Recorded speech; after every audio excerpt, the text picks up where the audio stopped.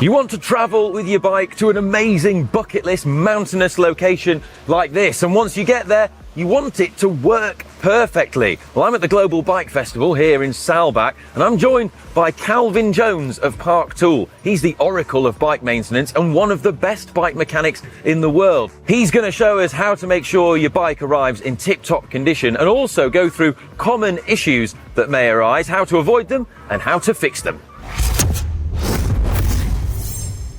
So when people travel to an amazing mountainous location like this, Calvin, what are the most common issues that they have with their bikes? The main thing I see when people go places like this is the thing that they forgot to fit the last time they rode. Right. So it's the same old thing. Oh, my tire was a little bit low at night. You get to your new location. Well, guess what? It's flat. You had that creek back home. You're going to have the creek here in beautiful Saalbach. Yeah. Yep. So you'd say before you go, don't do like last minute tinkering the night before. No. Well in advance of going, because you're spending a lot of money and time to come to an amazing location. Don't forget supply chain issues. Don't forget that. I'll get brake pads later. So some nice things to carry. Yes, there's some parts good to have, but most important thing to carry is that knowledge. Yeah. That knowledge and peace of mind that, I've looked at it. Yeah. I know it's good. All right. Then it's packed well. That you get here, you're going to have a great time. So in terms of gearing, a lot of people, when they come to mountains, are going to want to fit easier gearing. What are the pitfalls? We've got, what do we have here? The Großglockner. Yeah, massive climb. What a huge climb. So here, 32. You know, this owner, he would like a 34. Yeah, I was, yeah. But also check him out.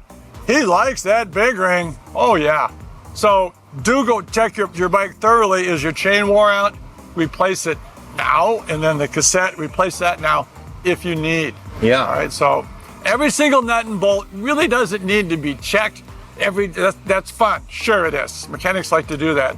But see if pull things back and forth. This. Here's an example. Hold it. My bolt cage is loose. Wait a minute. We got a loose bolt.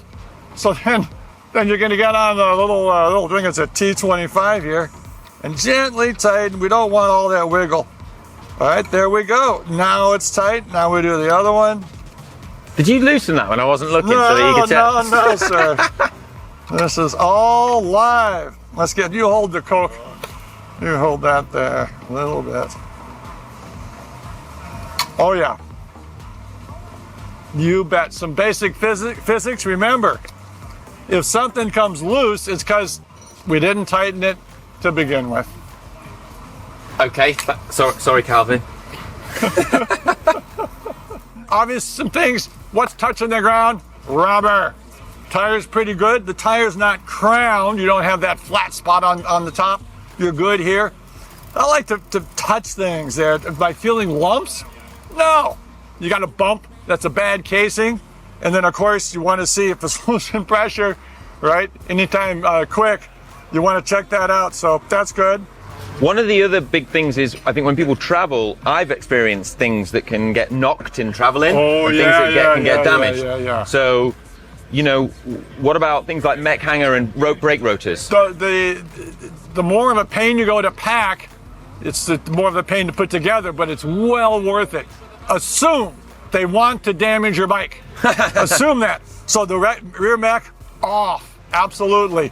Rotors are best, off. Okay. Everything, depending on your bag, it may be pedals, all right? And depending on the bag, it may be bars. But as much as you can get off, take it off. Then have the tools to put it together. It's a pain, but it's going to be worth it. I'd always recommend as well is like what you're saying with supply chain issues, mech hanger. I always like to have a spare mech hanger for my bike, or like everywhere. And then when I travel, I'll take it because that can just ruin your trip because you never get one in time. When you buy a bike, brand new bike, oh my beautiful Pinarello, buy the hanger with it. Yeah. Buy the hanger with the bike. And then if you sell it, comes with it. Yeah, and you got the spare always when you need it. Always. So, always. Are there any issues with regards to gears that can happen when you travel? Like some people sometimes have their battery drains when they travel. Right. How can you avoid that? That's a good point. couple things on that. Charge before you go. Yeah. All right, so the Shimano people, those chargers last a long time. The SRAM, you better take that charger. All right, and don't forget, oh yeah, your cell phone. Do you have the recent update? Yeah. Right? Have you gotten the recent firmware? So, kind of silly, but it's important nowadays. Yes. All right. So Wahoo here, fully charged, good to go. Because I always try and disconnect the battery in some way. Yes. Because I've found that when you're traveling, if your bike's in a car or if it's in a bike bag, often something can press against the lever, Yeah. and it's just drain. it's just shifting the whole journey for hours on end, and then you get there instead. Yep. So like, I'd say, yeah, disconnect the battery if you can. Yep. If your brake rotors do become bent in transit, Oh, what do you do? that's tough. You shut up and ride the bike. Realignment is tough, especially, let's check these little ones. Oh man, that's tough. In theory, it gets bent, it can be rebent. But remember, when you bend metal, it's like bodywork in a car. You've stretched the metal, it's hard to pack that back in the exact shape.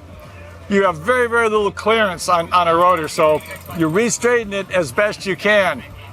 Should you carry a spare rotor? You should carry a spare bike. You take them off is what you do. So Top tip, take off your rotors when you travel with them. Yes, that's right. But if they're bent, you deal with it as you can. So one final thing, Calvin, once you're at your destination, you're going to be riding there a week, you might have some rain and stuff. Oh, yeah. What do you recommend in terms of maintenance while you're there, like lubing your bike? What are your hacks? Sure. The chain's going to be the main number one thing. Now, we just got through with the rain right here. It's all wet. So you got caught in it, it's going to be washed out. So it is good to carry some lube. Okay, you're driving, definitely carry some chain lube. Flying, sometimes they don't like that. So see if other bikers, hang out with other bikers. That's the number one thing. Sure, go buy it at the local shop. Yeah, if you have to, that's fine. But a small bottle is going to be needed. You're going to ruin your trip with the dry chain. What about if you're really in a pinch? What do you think of olive oil? Bit of olive oil. Oh, you mean oleo oil? No, If you don't have a dog, you hunt with a cat. Olive oil would work. that's an amazing phrase that I've never heard before, but I'm definitely stealing it. Oh, Calvin, thanks for your tips, and well, I hope you found these useful and enjoyed them. If you have, you know what to do. Give us a thumbs up, subscribe to GCN Tech for more, and catch you for more maintenance videos. Bye.